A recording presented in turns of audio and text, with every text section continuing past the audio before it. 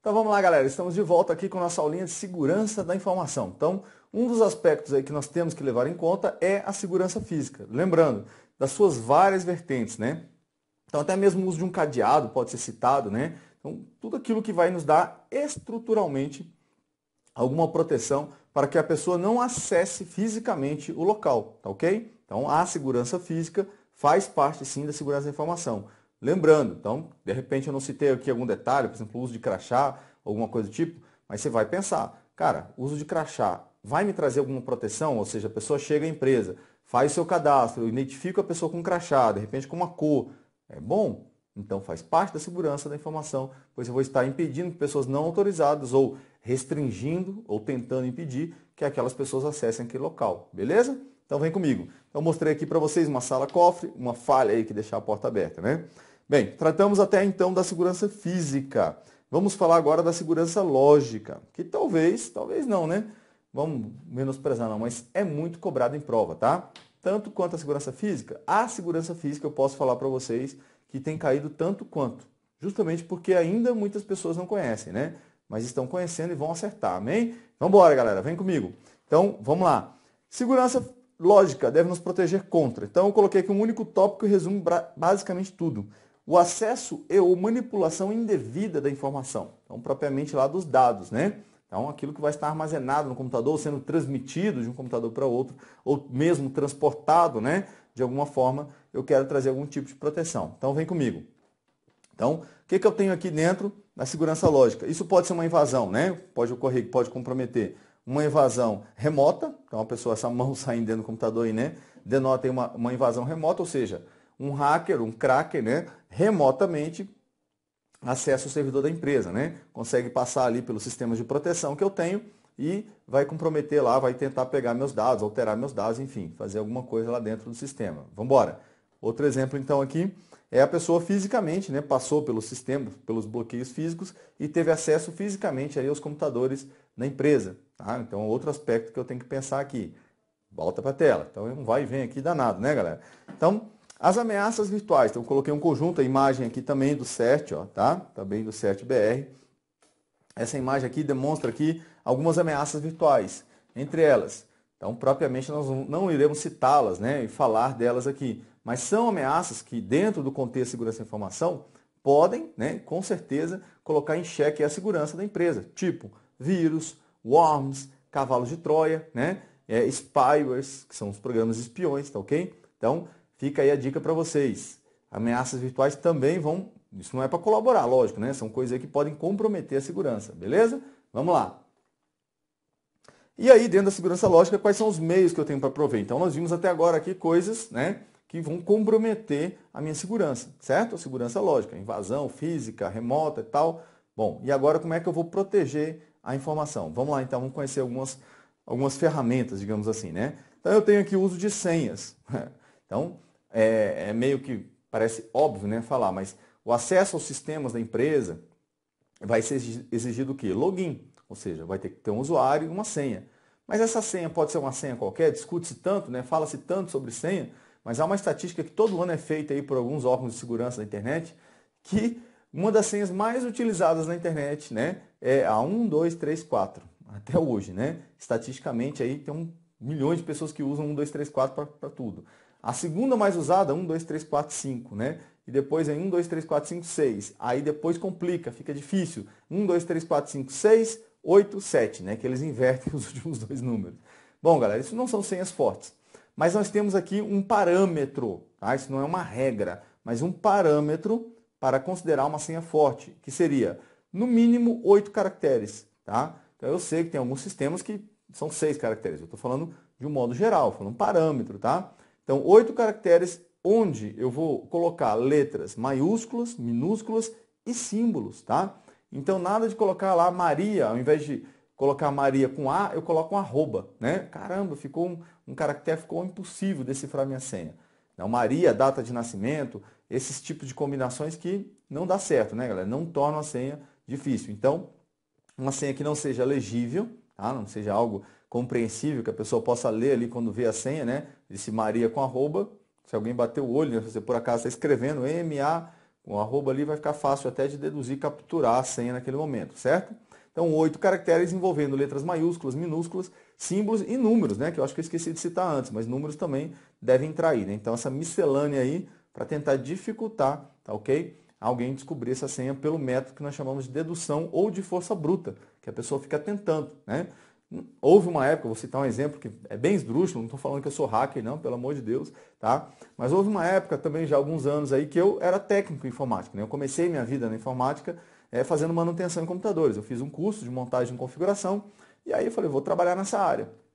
Cheguei na casa de um cliente e ele não estava, né? Aí a irmã dele estava lá e o computador estava lá, só que tinha um login para o Windows. Eu falei, cara, e agora? Como é que eu vou arrumar o computador se eu não consigo acessar o Windows, né? E aí eu perguntei para a irmã dele, eu falei, tem a senha aqui? Ela falou, não tenho. E aí o símbolo dele, a imagem de usuário dele era uma bandeira de um time, né? Não vou citar o time aí para não causar controvérsias, mas era um time. E eu comecei a botar o nome dele associado ao time, até que eu botei lá um aumentativo lá, né, para o time, com o nome dele, pum, senha descoberta, né? Mas era uma senha muito fácil, né, galera? Aí a irmã dele falou, caramba, por que eu nunca tentei isso? Ou seja, ela já queria usar o computador do irmão. Bom, isso aí é um método chamado de força bruta. Lógico que aqui foi, né, totalmente empírico, eu usei só tentativa, mas de acordo com o comportamento da pessoa, no caso time, data de nascimento, nome de filho, pode-se deduzir a senha de muita gente sim, tá ok? Esse é um método usado para descobrir senhas. Vamos embora. Então, nós temos aqui também as ferramentas que são os antivírus, né, galera? Então, o antivírus está aí justamente para quê? Quando eu falei de ameaças lá atrás, para tentar barrar essas ameaças, né? Então, o antivírus tem que estar sempre atualizado, isso é uma regra na segurança da informação, tá? Sempre atualizado, sempre com a última versão atualizado, tanto a sua base de dados, né? Que vai ser usada ali para detectar as ameaças. Então, essencialmente, como é que o antivírus trabalha? Ele detecta as ameaças conhecidas, que ele conhece, ele tem o que nós chamamos de vacina para aquelas ameaças. Pô, Jefferson, mas aquelas ameaças que não são conhecidas ainda, se infectarem a máquina, podem ser descobertas? Podem, por um método que nós chamamos de heurística. Então, a análise heurística ou simplesmente heurística, ela é capaz de detectar ameaças baseadas no comportamento daqueles arquivos, tá? Ou seja, na área que eles vão acessar no computador, o que propriamente eles irão fazer lá. Fica a dica para vocês. Então, o antivírus é uma ferramenta também para somar aqui na segurança. Vamos lá. Nós temos aí também, e devemos ter, né, o uso de firewall. Então, como você vê aí o muro, né, algumas conexões vindas da internet sendo bloqueadas. Então, o objetivo dele é justamente o quê? Filtrar, monitorar o tráfego que ocorre dentro da rede, né? Ou da rede para a rede externa, para a internet, e o contrário também, o que vem, para ver se aquele tráfego é permitido ou não, se o programa que está fazendo, né, a transmissão ou a recepção daqueles dados pode fazer aquilo. Então, o firewall, de uma maneira geral, vai filtrar as conexões, né? Os dados que entram e os dados que saem. Então, vai colaborar também na segurança aí. Vamos lá. Então, vamos lá. Passou do firewall, voltei sem querer aqui, não tem problema, fica assim. Aí nós temos aqui também uma outra ferramenta, que é a criptografia. Então, a imagem, né, mostra aqui, ó, as informações entrando do lado esquerdo aí do seu vídeo e saindo aqui do lado direito de outra forma, ou seja, codificadas, né? Então, criptos, a palavra criptos, não é do jeito que nós lemos aqui em português, é de origem grega, tá? Significa esconder. E grafém, que não se escreve assim também, que é grafia, a nossa grafia virou grafia, né? Significa escrita.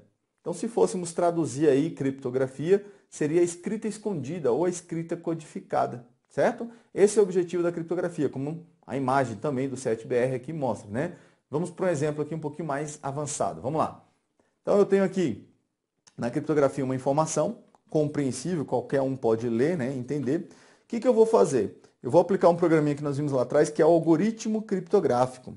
O que esse cara vai fazer, gente? O algoritmo criptográfico é um programa, tá, que é usado para criptografar e descriptografar uma informação mediante o uso de uma senha. Então eu vou aplicar ali, que é muito comum chamar essa senha em prova de chave, tá? Então fala-se chave para cá, até a gente... Nós vimos lá atrás o conceito de chave privada, né, para Marieta. Veremos daqui a pouquinho essas chaves, tá? Então, o conceito de chave privada, pública, tudo isso a gente vai ver. Chave, aplica-se ao algoritmo, criptografa a informação. Dá uma olhada aí, ó. Então, eu tenho o algoritmo, aplico a senha e tenho a informação criptografada. Por que o uso da senha? Porque senão qualquer um que tivesse o algoritmo criptográfico faria o processo inverso. E com a senha, mesmo tendo o programa, ele não consegue sem ter a senha, sem ter a chave. Então vamos lá. Aqui a informação foi criptografada, né? Podemos falar também que ela foi codificada ou cifrada, né? Beleza. Vamos fazer o processo inverso agora, que é descriptografar ou decodificar. Então aqui eu tenho a informação criptografada, vou aplicar ela ao algoritmo, a chave, e eu tenho a informação, portanto, aqui descriptografada, certo? Então vira aí o processo inverso. Criptografo de um lado, descriptografo do outro. Codifico de um lado, decodifico do outro. Cifro de um lado, decifro do outro, né? São sinônimos aí para esse processo, beleza? Vamos lá então agora conhecer aqui os métodos criptográficos. Vem comigo. Primeiro uma questãozinha de prova, né? A criptografia, mecanismo de segurança auxiliar na preservação da confidencialidade de um documento, transforma, por meio de uma chave de codificação, o texto que se pretende proteger. Então, item correto, né, galera? Está de acordo com o contexto aí, com o conceito também, né, que nós vimos aí. Bom, então agora sim os métodos criptográficos. Vamos lá. Primeiro aí vamos falar da criptografia simétrica. O que é simetria? Então, primeira coisa que eu tenho que saber, né, para avançar aqui, simetria significa igualdade, lados iguais, tá? Então, simetria, lados iguais, beleza? Bom, vamos analisar isso dentro do conceito, então, da criptografia. Dá uma olhada aí. Então, eu tenho meus personagens aqui, o Zezinho e a Marieta. Então, nesse contexto aqui, eles vão trocar informações usando a criptografia simétrica. Então, o Zezinho definiu uma chave. Gente, a Marieta poderia definir uma outra chave para usar nesse processo? Não. Não, porque os lados são iguais. E lados iguais aqui na criptografia simétrica consiste em uma única chave. Só uma chave para os dois. Então, criptografia simétrica é aquela que usa uma mesma chave para codificar, a mesma chave para decodificar. Beleza? Então, o que o Zezinho tem que fazer? Dá uma olhada aí. O Zezinho vai ter que, em algum momento, passar essa chave para a Marieta, né? Então, ele enviou a chave para a Marieta. E aí, agora, os dois têm a chave igual, tá? A mesma chave. Então, acompanha comigo aí. Fica na tela. Olha só. Zezinho escreve a informação. Olá. E aí, ele aplica o algoritmo criptográfico, a senha, né? E tem o texto criptografado. Então, gente, nesse momento aqui, se o homem mau, né, tentar pegar essa informação, não vai conseguir. Envio essa informação para a Marieta, que o recebe criptografado. Então, ela vai precisar aplicar o algoritmo criptográfico e a chave. Vai ter o texto o quê? Descriptografado, certo? Então, o Zezinho codificou, enviou para a Marieta, que decodificou. Dá uma olhada na imagem, então, vou dar uma ênfase nas chaves que eles usaram aí. Olha aí. Então, joga na tela. 3, 2, 1, foi! Aí. Tá aqui, galera, ó. As chaves que eles usaram, ou na verdade a mesma chave, só que é uma cópia que foi passada para a Marieta, é uma só. Então, só tem uma chave nesse processo, beleza? É a mesma coisa na sua casa. Tem 5 pessoas que moram na sua casa, por exemplo. Se você pegar e tirar uma cópia da chave e passar para todo mundo, se alguém esquecer, pode usar a sua, porque a chave é igual. Não tem, né, diferença, beleza? Então, vamos embora. Ah, sim, antes que eu esqueça. Então, olha só. Já passei o conceito para vocês, que é a criptografia de uma chave, a mesma para codificar, a mesma para decodificar. Qual é a vantagem desse processo? Ele é mais simples, tá, e mais rápido. E qual é a desvantagem? Ele é menos seguro, justamente por ter o quê? Uma chave apenas, tá ok? Então ele é, olha, não estou falando que ele é inseguro, completamente inseguro não, mas ele é menos seguro. Bacana? Vamos lá conhecer outro método criptográfico então. Joga na tela. Então nós temos agora aí a criptografia assimétrica. Bom, se simetria significou igualdade, assimetria vai nos dar o quê? Desigualdade, né? Assimetria, desigualdade entre os lados, certo? Bom, então o que eu tenho aqui de cara? O conceito que eu não tenho uma chave apenas. Aqui eu tenho um conceito que eu já havia citado lá atrás, da chave pública e privada. Então, cada envolvido, posso fazer um exemplo aqui, uma analogia, né, com certas restrições, obviamente, tá ok? No contexto aí de um depósito bancário. Por exemplo, se você vai depositar dinheiro na minha conta, comprar algum produto que eu vendo, por exemplo, né? Vou citar um exemplo, eu estou vendendo alguma coisa e você vai fazer o depósito na minha conta, você precisa do quê? Da minha agência e conta, certo? Então você vai precisar do número da minha agência e o número da minha conta. Beleza. Galera, o número da minha agência e da minha conta, eu corro algum risco em passar para vocês? Nenhum. São dados públicos, eu posso passar, a única coisa que vocês conseguem fazer é depositar o dinheiro na minha conta. E para sacar aquele dinheiro, o único que saca aquele dinheiro sou eu, usando a minha chave privada. Tá? Então eu vou precisar da minha chave privada para sacar o dinheiro. Bacana? Então, fica aí um exemplo, uma analogia com certas restrições aqui do conceito. Vamos lá, vamos dar uma olhada então. Então, aqui os nossos personagens, Zezinho e Marieta. Gente, como aqui eu tenho um par de chaves, é um par de chaves para cada um deles, tá? Então, Zezinho vai ter, vamos lá, vamos acompanhar na imagem aí. Zezinho vai ter a sua chave pública e a Marieta a sua chave pública. E o Zezinho a sua chave privada e a Marieta a sua chave privada. Então, nesse exemplo aqui, se o Zezinho quisesse fazer um depósito na conta da Marieta, o que ele tem acesso? Somente e unicamente à chave pública da Marieta.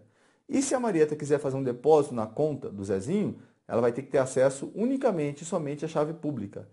Ou seja, a criptografia assimétrica usa uma chave pública, que pode ser conhecida por todo mundo, e uma chave privada, que deve ser conhecida só pelo seu proprietário. Por isso que lá atrás, quando eu citei o exemplo do não repúdio, a chave privada da Marieta ninguém poderia conhecer, só ela. É uma chave privada, é dela, certo? Então, ainda, eu tenho que lembrar aqui, vem comigo, olha só, vou mostrar um exemplo para vocês aí. Ok, então, ainda, eu tenho que saber que as chaves de uma mesma pessoa, galera, então, por exemplo aqui, a chave privada do Zezinho, ela se encaixa única e somente, olha só, única e somente na sua chave pública. Dá uma olhada aí. Então, fica assim, ó. E aí, juntando, fica assim. Ou seja, galera, as chaves de uma mesma pessoa, então as chaves do Zezinho e as chaves da Marieta, elas são complementares. Não é as chaves do Zezinho e da Marieta, não. As chaves da Marieta, pública e privada dela, se encaixam, se complementam, né? Formam um jeito de abrir. As chaves do Zezinho se complementam. Então, do jeito que vocês viram aqui, dá uma olhada aí. Ó, a chave privada do Zezinho se encaixa na sua chave pública. E a chave pública do Zezinho se encaixa na sua chave privada. Beleza? Então, vou mostrar aí a montagem aí. Fica na tela aí, pode cair, ó, juntou. Bom, lembre-se disso que eu falei, né? Bora parecer uma brincadeira, quebra-cabeça, isso é importante. E nós vamos usar isso aqui na aula e nas questões de prova, que as chaves de uma mesma pessoa são complementares. Ou seja, se o Zezinho tranca uma mensagem usando a chave pública de alguém, há um motivo para que se faça isso e um porquê. Nós vamos estudar isso agora, daqui a pouquinho. Vem comigo, vamos lá. Continua aí. Então, vamos falar aí. Para que eu posso usar a criptografia simétrica? Então, vão surgir aqui duas vertentes, tá? Você tem que conhecer. Já que eu tenho, olha só, eu tenho duas chaves para cada pessoa, nós podemos usar essas chaves de modos distintos, com objetivos distintos. Então, esse é o momento que tem que ficar atento. Dá um pause no vídeo, respira, toma água, um cafezinho para quem gosta, volta. Vamos lá, pessoal. Agora eu vou aprender essa criptografia simétrica. Vamos lá? Então vem comigo, galera. Vamos aprender isso aqui.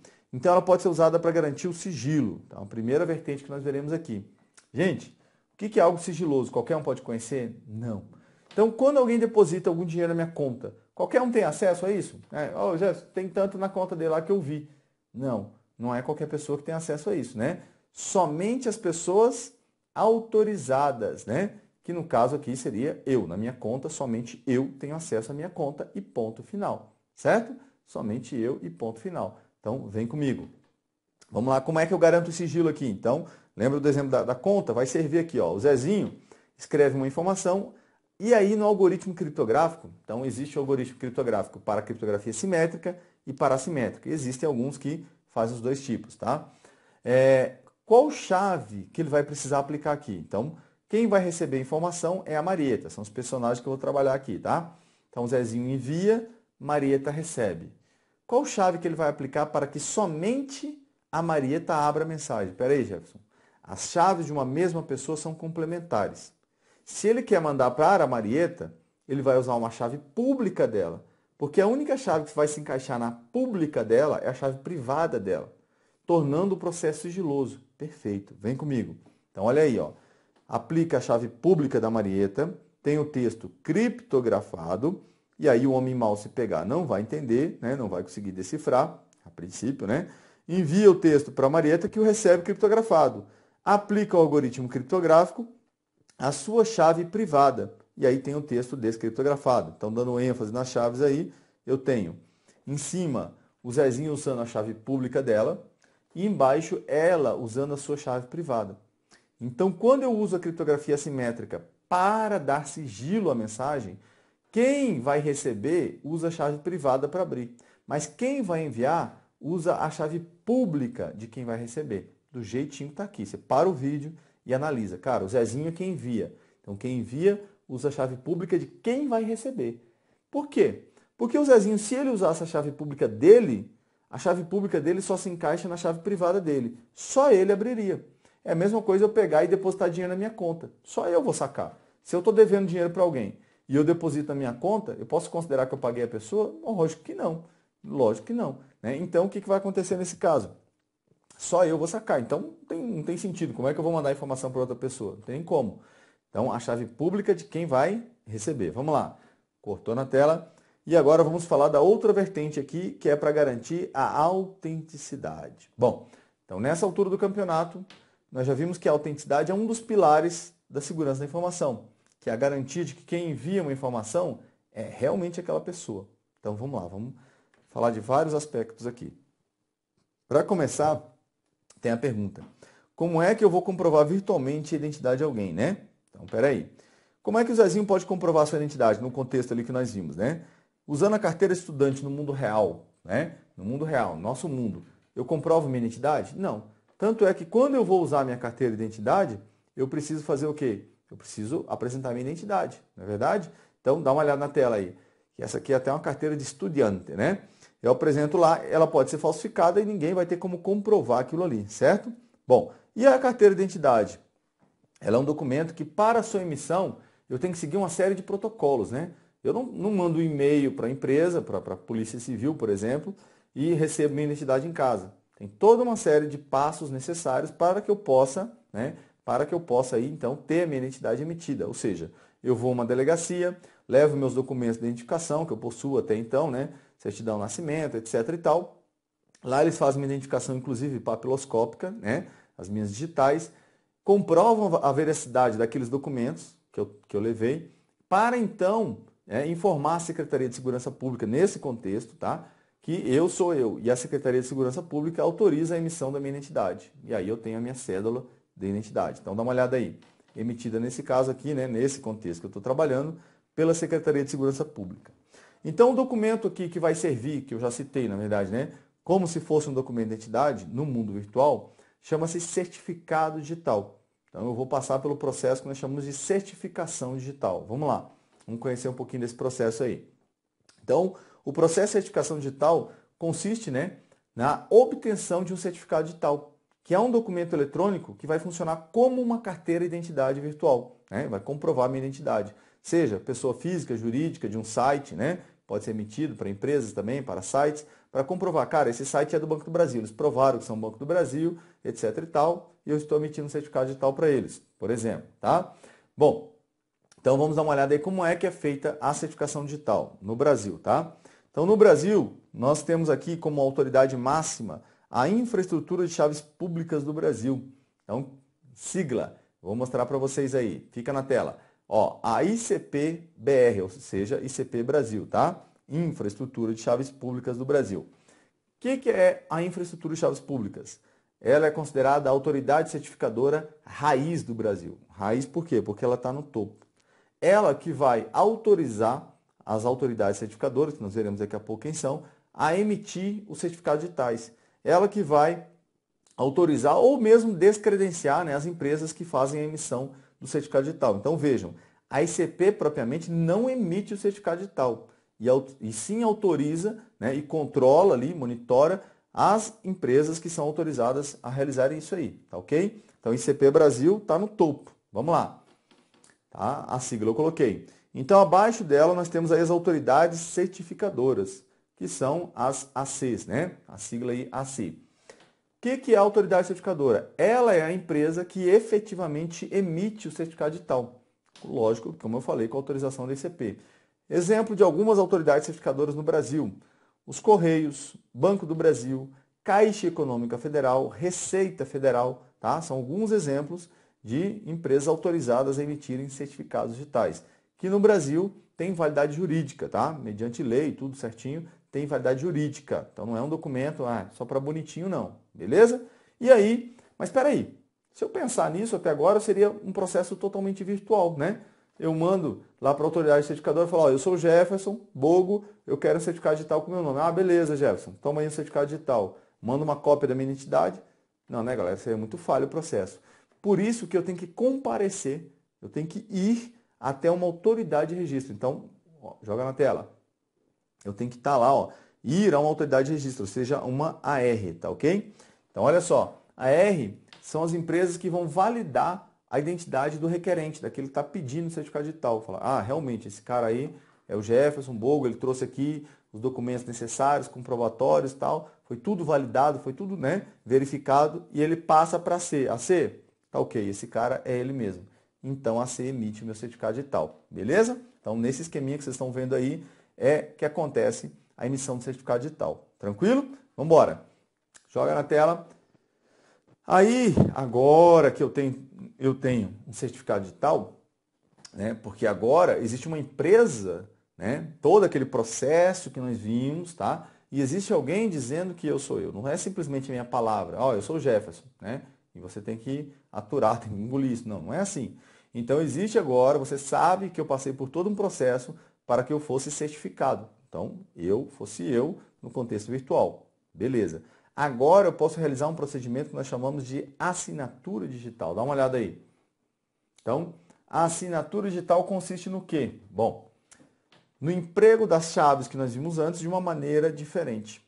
E qual é o conceito da assinatura digital, Jefferson? Ela é realizada para me dar a garantia do seguinte. Dá uma olhada na tela. Vamos lá, eu vou escrever aqui para vocês. Ó. Minha letra é feia, né? E escrever aqui não ajuda, mas vamos escrever aqui. Ó. Quem assina um documento, faltou o I aqui, né? Quem assina o documento, olha só, galera, esse documento. O que é, Jefferson? Garante a sua integridade, o seu não repúdio e a sua autenticidade, tá?